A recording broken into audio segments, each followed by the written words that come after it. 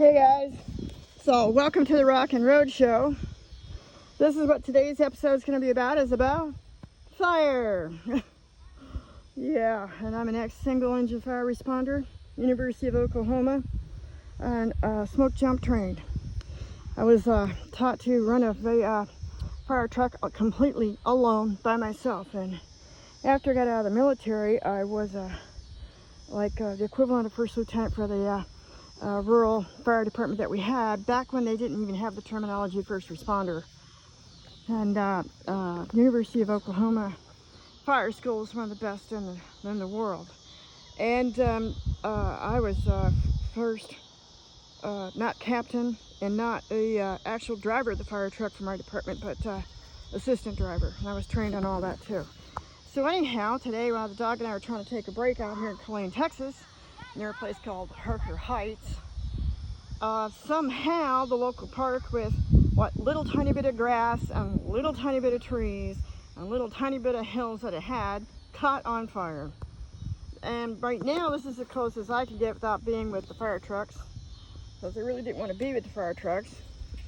Got other things I have to do, and I wanted to get out of that section. I'm standing on the top of my truck. My truck has a full-size, what's called a hunter's rack. You could put a hot tub up here. Weighs about 500 pounds, but that can definitely hold my fat ass right now. So, so back up, I'm trying to get behind these houses is the park and the lake. I think it's called Lake, I call it Lake Stinkwater. It stinks. Where you don't pay for it, it's horrible. I wouldn't even put my dog in there. Still water, I think it is. Still water, I think that's what they call it. But the whole entire park today, up near one of the sections where the main gate is and you first come in, somehow caught on fire. No fires are allowed, no barbecues. Most people here don't smoke. They're kind of a healthy sort here in Texas, even though they don't have health food stores and herb stores. So, while we were on break, I did see some smoke a lot earlier, blowing in a section.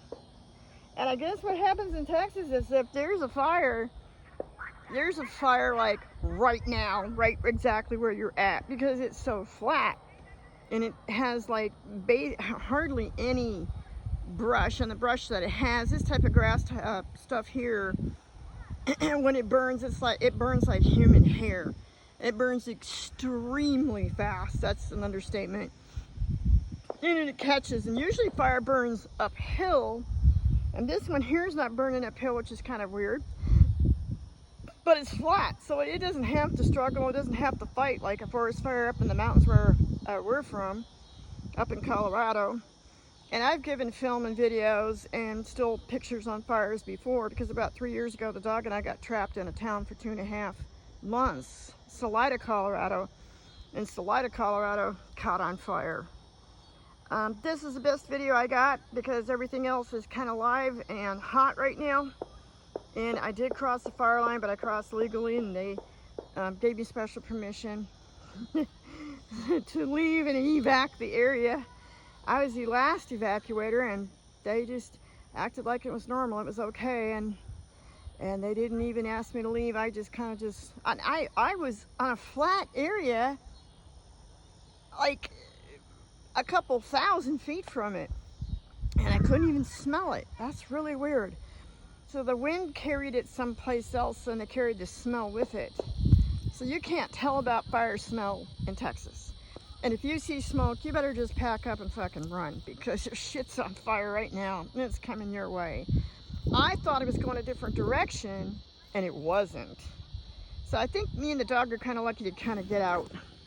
But I think they would have told us. They were watching. They had their golf carts running around, and they were looking and checking. But I was the last one there. But I've got my fire service tag in the front dash window. So, and I carry my fire service training certificate shrunken and laminated with me at all times, 24/7. So hey, that's the first time I've done a video from the top of my truck. Yeah, I know the top of the truck makes a great platform, as long as you don't get too dizzy and fall off. I just crawled up my ladder, got up here on my clean truck, and taken video. So that was an exciting adventure for today. And our special mystery person, I found out who he was.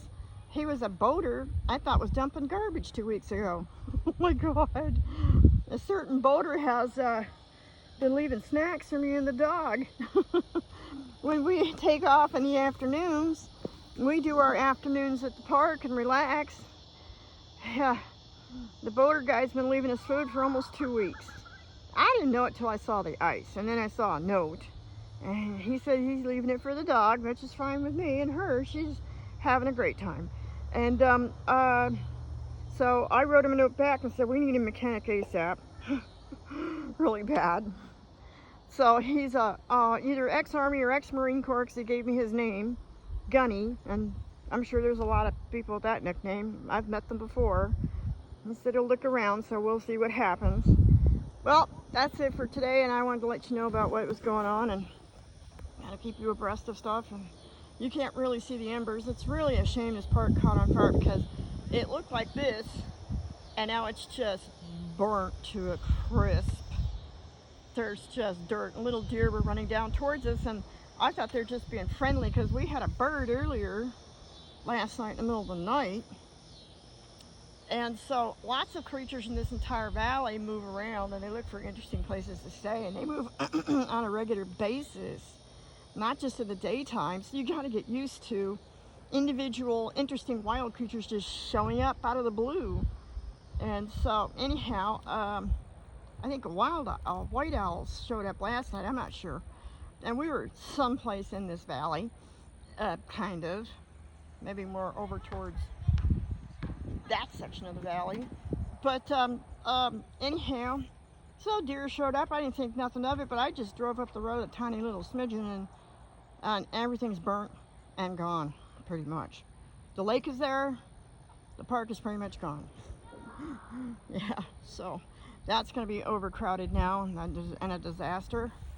What a shame. And I asked one of the fire inspectors, he was state came down for some reason. State was there, and I asked him if there was just some dumbass that did it, and they said they didn't know for sure, but that thought had crossed their minds.